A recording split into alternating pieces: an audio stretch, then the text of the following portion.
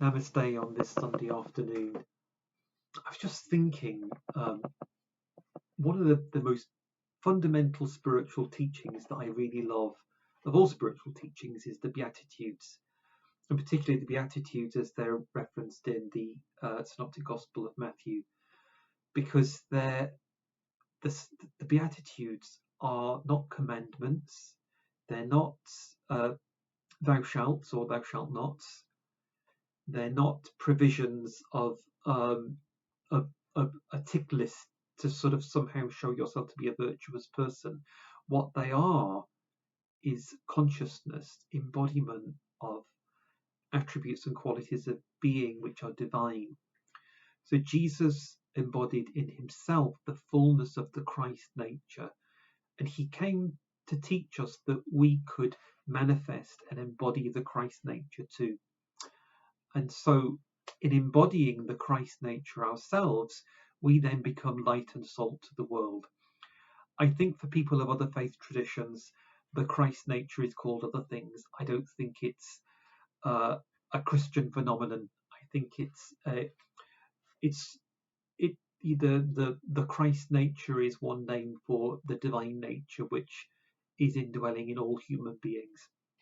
But the Beatitudes really somehow speak to those qualities of divinity in us that are so important. So I'll just take a few of them. I'm not going to go through all of them one by one.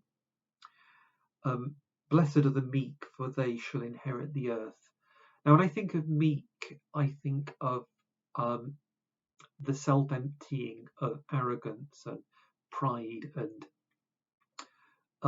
specialness, and our ability to look down on people. Meekness doesn't look down on anybody because meekness knows its own vulnerability and its own flawed nature.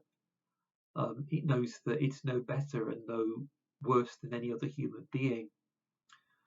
And humility is something to do with that whole concept of kenosis, that we self-empty and become the hollow reed, and into the hollow reed blows the spirit of divinity.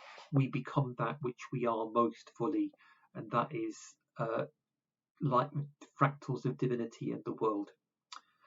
And blessed are the merciful, for they shall obtain mercy.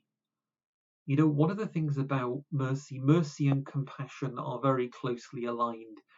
It's about looking at the other with the eyes and the heart of tenderness, and knowing that the other is another like you that can suffer. And like you, they don't want to suffer. They want to be happy. They want to know the fullness of love. And so, in that real gift of mercy, we meet the other as ourselves. When we look into the eyes of the other, we see staring back at us our own self, because the light that's in them is the light that's in you.